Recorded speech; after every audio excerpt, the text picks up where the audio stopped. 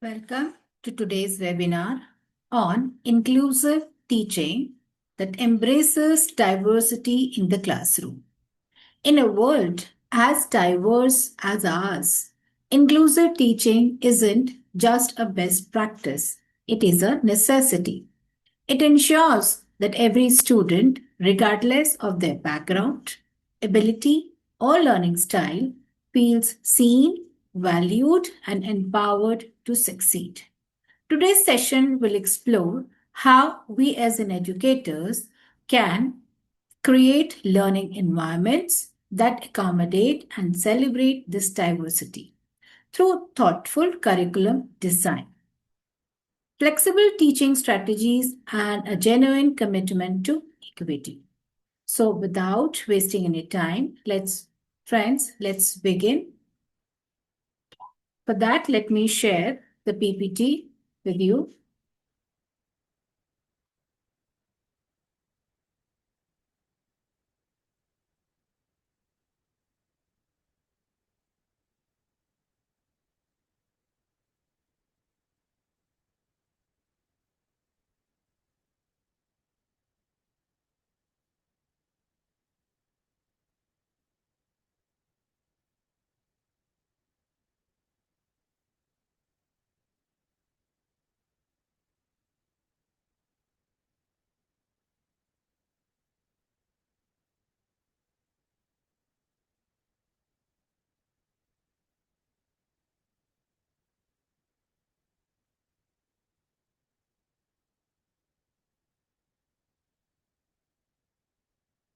Hello, friends, and welcome today to Inclusive Teaching Practices, which helps in fostering sense of belonging and psychological safety.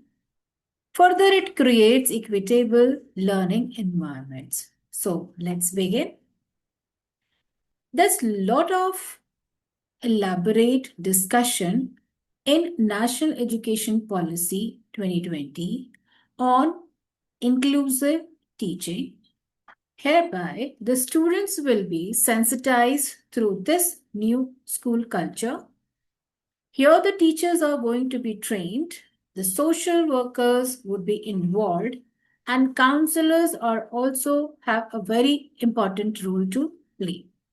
CBSE also suggests that there will be corresponding changes to bring in an inclusive school curriculum.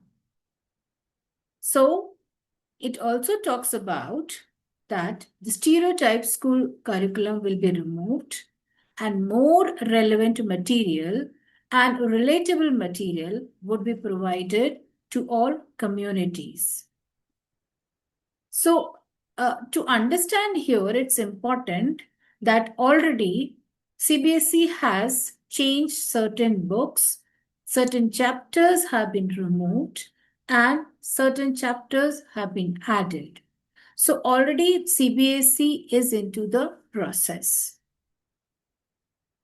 Talking about why this is important to implement, because we now want that in the school, the human values to be inculcated amongst the students, where they are going to have respect for all persons, empathy, tolerance, human rights.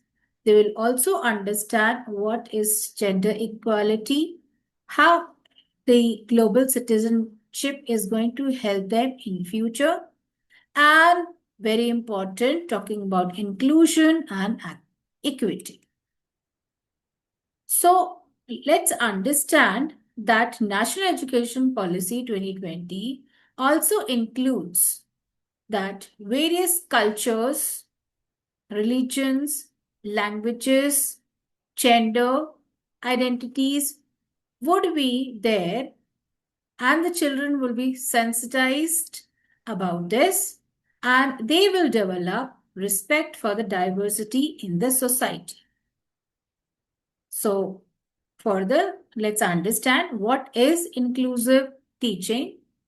For this, it's important to understand that teaching supports the success of all students regardless of background and ability. And the goal is that it will foster equity, diversity, and belongings. Why is then inclusive teaching important, and why does it matter? As it is going to enhance the learning outcomes, it is going to increase the students' engagement, and also it will reduce the gaps in the achievements and the education. So, what kind of diversity do we see in the classroom? That is, diversity, as you can see in the classroom, is based on culture, based on languages spoken by the students and people around them, the socio-economic diversity, gender diversity, and neurodiversity. So it is important to recognize these diversities and value them. What are the key principles of inclusive teaching? The facilitator has to understand that it should be based on equity to the students who are there in the classroom. With regards to accessibility, all resources which are available in the school should be accessible to each and every student. Flexibility, it is about that we have to be flexible in customizing the teaching as per the requirement of the student. And last but not the least, that is student-centered learning has to happen. Here, it's important to understand that the student-centered learning means that student has to be involved in every knowledge or any kind of message which is being passed on. For this, we need to understand the UDL, Universal Design of Learning. So number one, it provides multiple means of engagement. The teacher facilitator has to devise various or say different ways in which they can engage the students into learning process. They also have to offer various ways to represent the content. They should also allow different methods of action and expression. When the knowledge has been passed on to the students and children are there to express, they should be allowed to do it in different forms.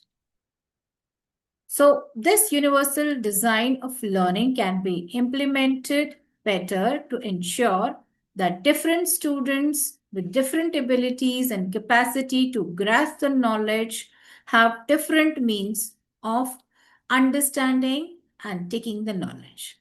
That is, some students, they listen and understand. Some students, they draw, diagram and understand. Some students have the capacity to teach others, which can be taken as peer tutoring. Now, talking about the fourth method, that is flipped classroom model. For this, I have taken a workshop for which I'll be providing the link. You can go through, friends, and have an elaborate understanding about this. What exactly flipped classroom model is. Now, fifth, the teacher facilitator can take the students out of the class for experiential learning, because certain students, they pick, they see, they hold them into hands and they understand. So here we stop for a while. We take a 10 minutes break and do join back for part 2 for further discussion. Thank you so much for patient listening. Ask questions on the comment box. Please subscribe and support Holistic Learning Portal for the further such kinds of knowledge, bearing videos. Thank you.